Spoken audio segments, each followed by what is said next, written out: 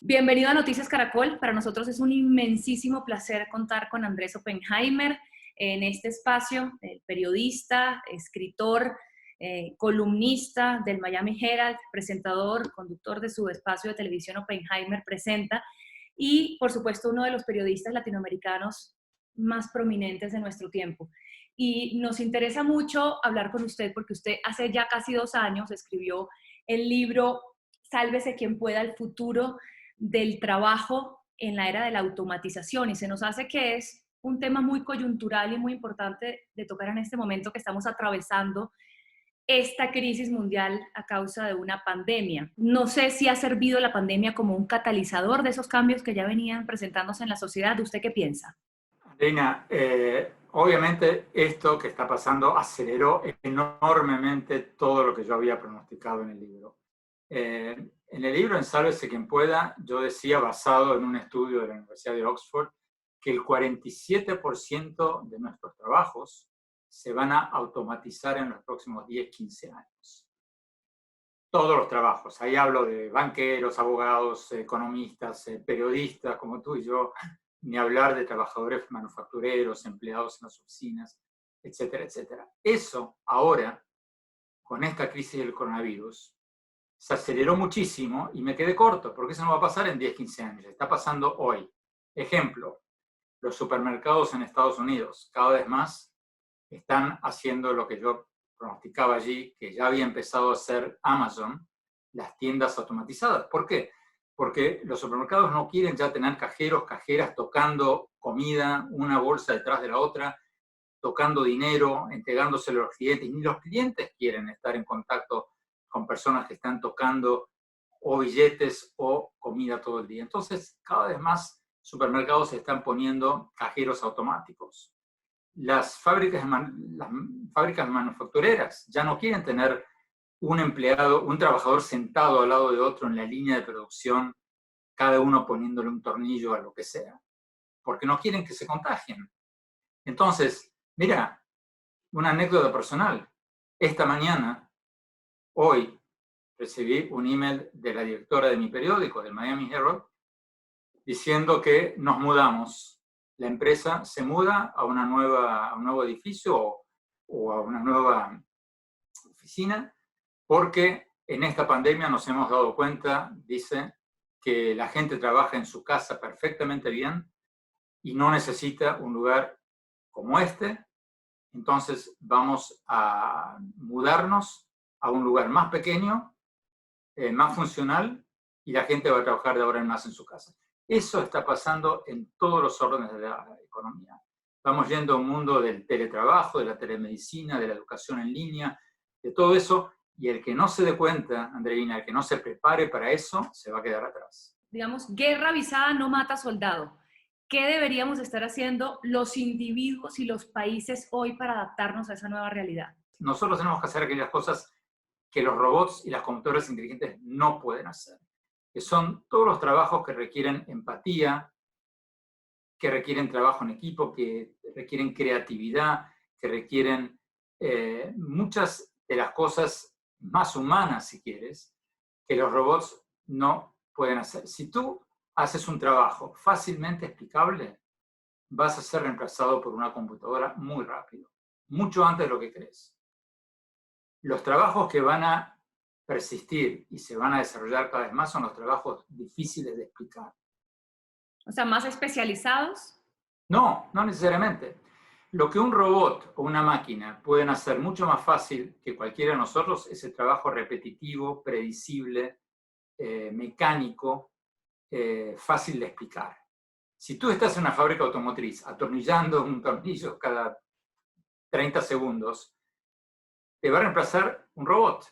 Si tú estás en una oficina haciendo un cálculo, una proyección todos los días la misma, te va a reemplazar un programa de computación inteligente. Entonces, vamos a tener que ser cada vez más creativos, vamos a tener que ser cada vez más innovadores. Cada uno de nosotros va a tener que ser como un pequeño empresario. Te doy un ejemplo. Hace 2 o 3 años, lo cuento en el libro, una banda de rock, de K-pop, de pop coreano, BTS, la banda famosísima, los adolescentes en Colombia seguramente la conocen, descubrió en Spotify, o en Pandora, en uno de los dos, no me acuerdo, que tenía muchos fans en Chile. Imagínate una banda de pop en Corea, ni sabían probablemente dónde quedaba Chile. Pero bueno, así como tú puedes averiguar en Twitter o en Facebook quién te sigue y dónde están tus seguidores, ellos vieron en Spotify que tenían muchos seguidores en Chile. Y fueron a Chile. Y aunque nunca habían salido en un medio de difusión importante, su música no era propagada por la radio chilena, llenaron el estadio 4 noches seguidas.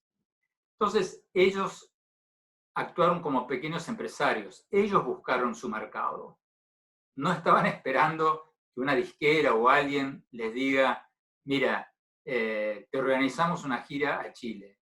Entonces, cada uno de nosotros, ya seamos trabajadores independientes o trabajemos en una empresa, vamos a tener que ser cada vez más innovadores, empresarios, abrir nuestras fronteras, abrir nuevos espacios. Y la buena noticia, y de eso hablo mucho en el libro, es que hay muchas herramientas que antes no había. Por ejemplo, hay plataformas, ahí las nombro, hay varias, Upwork, freelance.com, hay varias, donde tú puedes ofrecer tus servicios en cualquier lado del mundo. Si tú antes eras una vendedora de artesanías en una tienda del norte de Bogotá, antes estabas circunscripta a tu radio de acción, a la tienda o al barrio, sí, al mall donde estabas. Hoy tú puedes poner tu producto en Etsy o en eBay o donde sea y venderlo en Nueva Zelanda, Sudáfrica, donde se te ocurra. Pero también la competencia global hace que todo sea más difícil, ¿no? O más fácil, porque se te amplía enormemente tu mercado. Antes tu mercado era el norte de Bogotá o las 2 cuadras alrededor de la tienda donde estabas. Y al mismo tiempo, si tú eres un profesional, un contador, hasta un médico ahora con la telemedicina, tú puedes ofrecer tus servicios a través de estas plataformas en todo el mundo. Hasta hace poco, tu mercado laboral era las 5 cuadras o los 5 kilómetros alrededor de tu clínica. Entonces, todo esto, Andreina, va a requerir educación de por vida. Esto tiene su lado positivo y su lado negativo. El lado positivo es que aquellos que estén preparados, que tengan una educación, que estén conectados, van a tener 1000 veces más oportunidades de las que tenían antes con la economía digital. Porque a medida que esto se popularice, como ya se está haciendo, con la telemedicina, con la teleeducación, con el trabajo en casa, muchísima gente en Colombia va a entrar en estas redes mundiales y va a tener un mercado global en lugar de tener un mercado local. El problema que vamos a tener es que la gente que no está conectada o la gente que no está tan preparada, a menos que se prepare rápidamente, va a quedarse cada vez más atrás y corremos un riesgo de una mayor inequidad social. Usted es un optimista con este futuro de la tecnología. Sin embargo, ¿qué le preocupa de lo acelerado que pueden hacer estos cambios? A mediano y largo plazo, yo soy muy optimista por todo esto que te decía recién, porque se abren oportunidades increíbles que antes no había. A corto plazo, sí, soy no pesimista, pero me preocupa la transición, porque la transición va a ser traumática, precisamente porque, especialmente en nuestros países latinoamericanos, hay mucha gente que todavía no sabe o no puede o no tiene con qué conectarse a estas redes globales. Vemos a 2 generaciones que no se entienden, ¿no? Los abuelos no entienden cómo los nietos pasan todo el día pegados a una pantalla y los nietos no entienden cómo sus padres pasaron toda su vida en la misma compañía, por ejemplo. Aquí vemos esa brecha. Esa brecha, con esta rapidez de los cambios, se va a hacer cada vez mayor. Digamos, hay una obsolescencia mayor de las personas. Yo creo que el peligro, Andreina, más que una brecha de edad, es una brecha de ingresos. Porque ahí está el reto para nuestros países, hacer que la gente de menores recursos tengan un acceso a Internet rápido, tengan una educación que les permita aprovechar todas estas oportunidades. Porque las oportunidades son enormes. El tema es que vamos a tener que prepararnos cada vez más y vamos a tener que estudiar de por vida, porque tú puedes ser bueno con el telefonito, pero lo que tú estudiaste en la universidad o lo que yo estudié en la universidad es obsoleto el día en que nos recibimos y nos dan un papelito que sirve como diploma. Cuando yo me gradué, cuando tú te graduaste, nos dieron un papelito, un diploma, estábamos súper orgullosos, lo celebramos con nuestra familia, lo colgamos en la pared y trabajamos con eso el resto de nuestras vidas. Eso se acabó. Hoy día va a ser necesaria la educación permanente. Estudiar en una universidad ya es y va a ser cada vez más como comprar una suscripción vitalicia a una revista. Tú te vas a suscribir a la Universidad de los Andes, por nombrar alguna, vas a hacer tus 4 o 5 años, te van a dar un papelito, pero vas a regresar a los 5 años, a los 10 años, a los 15 años, ya sea para actualizarte o para reinventarte.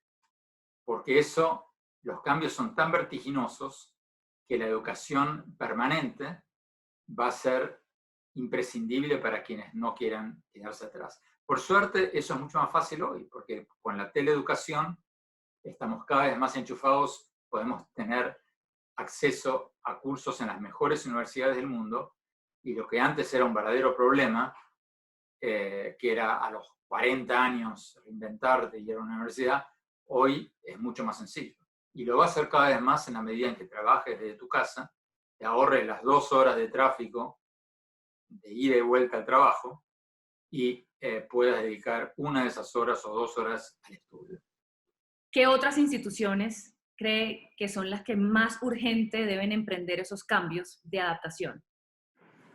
Bueno, todas. En el libro hablo de lo que tienen que hacer los bancos, lo que tienen que hacer las tiendas, lo que tienen que hacer... Bueno, mira lo que está pasando ahora con las tiendas. Entonces las tiendas cada vez más se van a tener que convertir por un lado, en showrooms, en lugares, digamos, donde sí, tú puedes tocar por ahí el producto, pero no van a tener todos los talles de la blusa que tú tienes puesta en este momento, ni todos los colores, sino simplemente 1 o 2, y al mismo tiempo no van a ser centros de entretenimiento. Van a tener pistas de esquí, van a tener esquí artificial, van a tener todo tipo de cosas, pero más como lugares de entretenimiento y de showrooms para mostrar las cosas que como lugar donde tú vas y pides la talla tal de la camisa tal. Los bancos van a tener que reinventarse totalmente porque ya no tiene sentido ir a una sucursal. Antes de esta pandemia, ya contaba en el libro, estaban por desaparecer el 50% de las sucursales bancarias. ¿Por qué? Porque la gente ya no tiene necesidad de ir a la sucursal. Tú vas a la sucursal bancaria a abrir una cuenta de bancos y después probablemente no vas en mucho tiempo. Haces las cuentas desde tu casa o desde tu telefonito. Y eso va a ser cada vez más así y los bancos van a tener que ser cada vez más virtuales. Las oficinas de abogados, lo mismo. Las oficinas de abogados, de contadores, van a tener que unificarse. Mira, Andreina, antes, ahora, todavía, hasta ahora, tú ibas a un abogado, a un contador, a un médico. Ahora eso se va a unificar todo. Vas a tener oficinas multidisciplinarias donde tú te vas a sentar. Lo que antes hacían los ultra ricos, los super ricos, cada vez más lo vamos a hacer todos. Tú vas a ir 2 veces por año a tu junta consultora donde va a estar tu médico, tu psicólogo, tu banquero, tu dentista, o lo van a tener por Zoom y van a hacer tu plan de medicinas, ejercicios, nutrición, lo que sea, por los próximos 6 meses.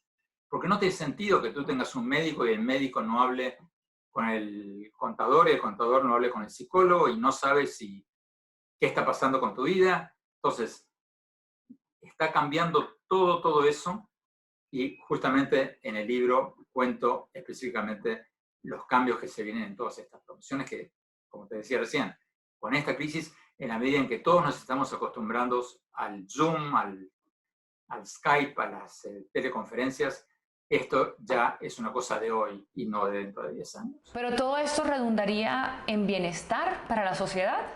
Yo creo que a mediano y largo plazo va a ser para bien, porque si tú miras para atrás en la historia, la tecnología siempre ha terminado creando más trabajos de los que ha destruido. Mira lo que pasó en la revolución industrial con los telares. Cuando aparece el telar mecánico, los tejedores manuales se fueron a la huelga, empezaron a quemar los telares diciendo esto va a ser terrible, nos vamos a quedar miles de personas sin trabajo. Bueno, ¿qué pasó? Pasó lo contrario. El telar mecánico, a vapor en ese momento, después eléctrico, produjo ropa mucho más barata. Eso hizo que la gente tuviera mucho más ingreso disponible para comprar más ropa o otras cosas.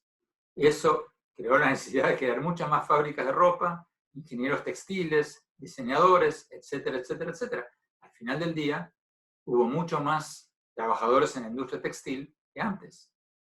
Fíjate lo que pasó con la industria automotriz. Cuando surgieron los primeros autos, los fabricantes de carretas empezaron a quemar los autos. Decían, esta máquina infernal nos va a dejar sin trabajo a todos, a los que construimos las carretas, a los que hacen herraduras para los caballos, a los que alimentan a los caballos. Esto va a ser un desastre, va a quedar un desempleo mundial, etcétera, etcétera, etcétera. ¿Qué pasó? Pasó lo contrario. Cuando surgen los autos, se crearon las fábricas de autos, hubo necesidad de hacer caminos, puentes, talleres mecánicos, etcétera, etcétera, etcétera. Y al final del día, la industria automotriz hoy tiene muchísimo más, ni hablar, trabajadores de la que tenía la industria de las carretas. Entonces, a la larga, la tecnología siempre crea más trabajos. El tema hoy es la aceleración de los tiempos y puede ser que vayamos a un mundo en que quizás no todos trabajen, pero haya dinero por el abaratamiento de los productos, producto de los robots y producto de la automatización, para pagar un ingreso básico universal para quienes no trabajen puedan dedicarse a acción social o otras actividades. ¿Quiénes van a ser los poderosos del futuro? La gente con más creatividad, la gente con más innovación y la gente con más motivación. Y te diría, Andreina, que el problema que vamos a tener en nuestros países latinoamericanos, a menos que nos pongamos las pilas, es la brecha motivacional. ¿Por qué? Porque esto lo dijo muy bien un compatriota tuyo, el presidente del Banco Interamericano de Desarrollo. El problema que tenemos en nuestros países es que todos nuestros muchachos, todas nuestras muchachas quieren ser el próximo James o el próximo Messi o el próximo quien sea el futbolista de moda del día. Y todas nuestras muchachas quieren ser la próxima Shakira, pero muy pocos lamentablemente quieren ser el próximo Mark Zuckerberg, el próximo Bill Gates, el próximo Steve Jobs. Necesitamos crear, fomentar una cultura de veneración por los innovadores para que cada vez más de nuestros jóvenes quieran ser grandes innovadores, porque eso va a ser lo que va a diferenciar a los que lleguen en gran escala y en pequeña escala de los que no lleguen. La creatividad, la innovación y la motivación. Muy importante la motivación. Los grandes cambios que ha generado el ser humano han impactado muchísimo al medio ambiente. Por ejemplo, la revolución de la agricultura, cuando dejamos de ser recolectores y cazadores para volvernos agricultores, y también, por ejemplo, la revolución industrial. Esta nueva revolución de las máquinas, ¿cómo va a impactar el medio ambiente? Yo creo y espero que mucho mejor, porque mira lo que está pasando ahora. O sea, vuelvo al ejemplo que te di recién. El periódico para el que yo trabajo acaba de anunciar hoy que se muda a un lugar mucho más pequeño porque descubrió en esta pandemia que la gente puede trabajar en su casa y que lo hace tan bien como antes o mucho mejor. Entonces le van a dar tanto dinero a cada uno para que se compre una mejor conexión a internet. Probablemente al que necesite un sillón le van a comprar un sillón. Y eso se está multiplicando en todas partes. ¿Y qué va a significar eso?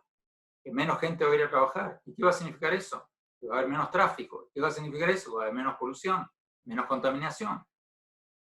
Entonces yo creo que vamos a un mundo mucho más digitalizado y eso va a ser bueno para el medio ambiente. Andrés Oppenheimer, muchísimas gracias por acompañarnos en Noticias Caracol. Ha sido un gusto hablar con usted. Gracias, Andreina.